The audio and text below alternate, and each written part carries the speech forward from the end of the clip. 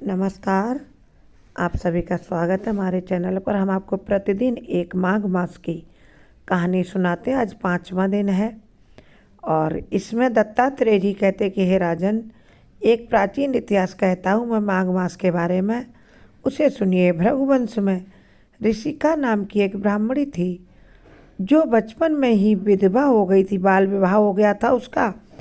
पहले सतयुग में और द्वापर त्रेता में छोटी छोटी अवस्था में विवाह हो जाया करते थे। तो ऋषिका नाम की ब्राह्मणी थी जिसका बाल्यकाल में बचपन में विवाह कर दिया था और वह विधवा हो गई। वह रेवा नदी के किनारे विंध्याचल पर्वत के नीचे तलहटी में रहकर तपस्या करने लगी।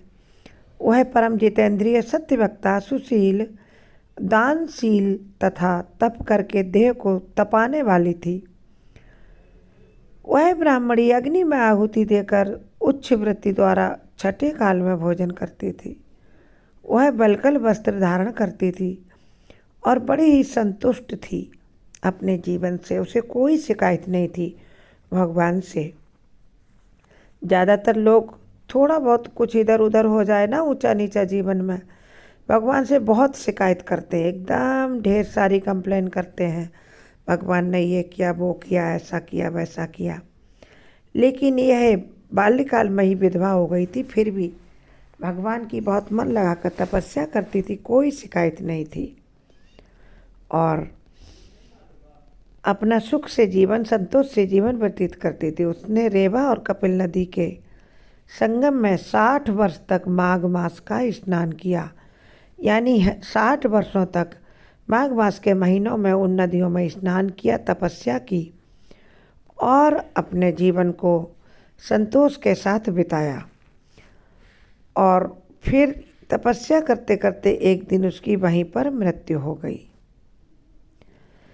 अब आगे सुनिए माघ मास के फल। जो उसने नहाया ना 60 वर्षों तक, उसका अगले जन्म में उसको क्या फल मिला। उस जन्म में तो वहाँ उसकी मृत्यु हो गई तपस्या करते करते, लेकिन फिर उसके बाद क्या हुआ, यह घटना बहुत ध्यान देकर सुनने की है। थोड़ा सा भी वीडियो स्किप ना करें, नहीं तो आप बहुत महत्व की बात यहाँ से छोड़ देंगे। चलिए आगे बढ़ने से पहले जिन भक्तों को भगवान विष्णु माँ लक्ष्मी की कृपा चाहिए, वह जय भगवान विष्णु और ओम नमो भगवते वासुदेवाय जय माँ लक्ष्मी कमेंट बॉक्स में लिखें तथा माँ लक्ष्मी के चरणों में सब्सक्राइब लाइक समर्पित करके वीडियो को कुछ लोगों में लाइक शेयर अवश्य कर दें।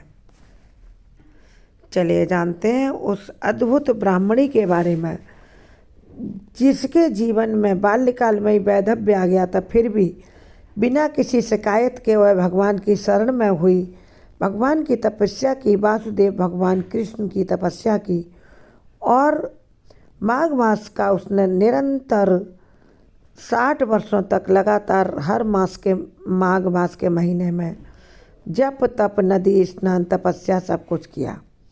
फिर मृत्यु के बाद उसका उस माघ मास के स्नान के फल से मृत्यु के बाद वह दिव्य 4000 वर्ष तक भगवान विष्णु के लोक में सामीप्य मुक्ति पाने के बाद वहाँ भगवान के वैकुंठ लोक में वास किया उसने और प्रभु के नित्य दर्शन किए, प्रभु का नित्य प्यार पाया उसने और प्रभु की सामीप्य मुक्ति के लिए उसने प्रभु को धन्यवाद भी दिया। और उसके बाद वो सुंद और उपसुंद दैत्यों का नाश करने के लिए ब्रह्मा द्वारा तिलोत्तमा नाम की अप्सरा के रूप में वह ब्रह्मलोक में उत्पन्न हुई। भगवान ने उसको कहा कि अब तुम मानव जाति का कल्याण करने के लिए ब्रह्मलोक में जाकर तिलोत्तमा नाम की अप्सरा के रूप में अवतरण लीजिए। फिर वह अत्यंत रूपवती अप्सरा के रूप में ब्रह्मलोक में उत्पन्न हुई। ज्ञान विद्या में अति प्रवीण तथा मुकुट कुंडल से शोभायमान थी। उसका रूप, यौवन और सौंदर्य देखकर ब्रह्मा जी भी चकित हो गए। वह तिलोत्तमा अप्सरा रेवा नदी के पवित्र जल में स्नान करके वन में जाकर बैठ गई। तब सुंद व उपसुंद के सैनिकों ने चंद्रमा के समान उस रूपवती कन्या को देखकर जाकर अपने राजा सुंद और उपसुंद से उस तिलोत्तमा अप्सरा जो रेवा नदी के तट पर ब्रह्मा की आज्ञा के अनुसार बैठी थी, अपने राजा सुंद उपसुंद को, अपने स्वामी को उसके बारे में उनके सैनिकों ने जाकर बताया। उसके रूप की शोभा का वर्णन किया और कहने लगे कि हे राजन, कामदेव को लज्जित करने वाली ऐसी परम सुंदरी स्त्री हमने आज से पहले कभी नहीं देखी इस पृथ्वी पर। आप भी चलकर देखें। तब सुंद और उपसुंद के सैनिक उन दोनों को लेकर रेवा नदी के तट पर पहुंच गए।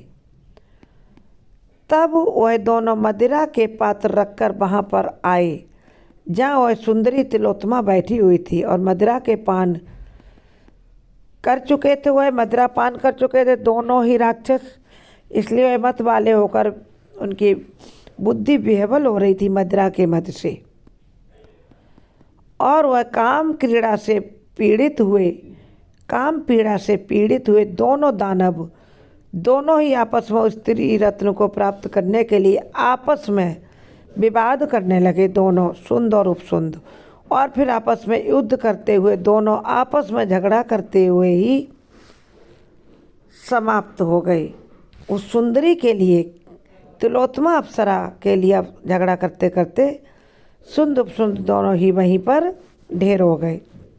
उन दोनों को मरा हुआ देखकर उनके सैनिकों ने बड़ा ही शोर मचाया, और तब तिलोत्तमा काल रात्रि के समान उनको पर्वत से गिराती, क्योंकि जब उन्होंने शोर मचाया सैनिकों ने और तिलोत्तमा को उसका जिम्मेदार ठहराया कि तुम्हारी वजह से हमारे ये दोनों स्वामी सुंद उपसुंद आपस में झगड़ा करके मर गए हैं, अब मैं तुमसे युद्ध करूंगा, तुम मुझसे युद्ध करने के लिए तैयार हो जाओ।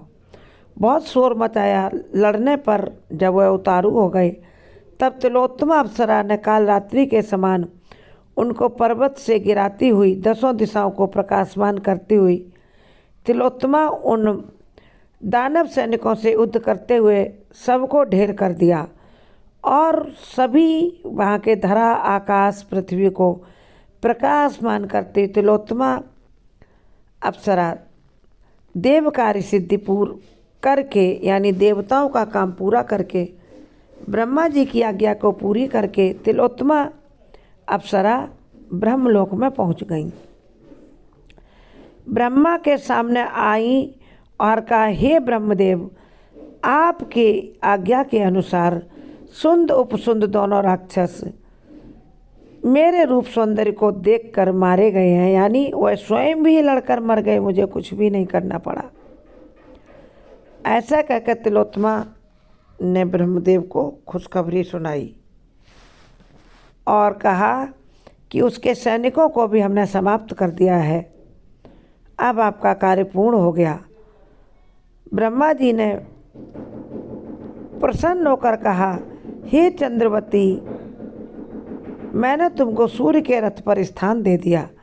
जब तक आकाश में सूर्य स्थित हैं तब तक नाना प्रकार के भोगों को तुम भोग कर सुख से रहो।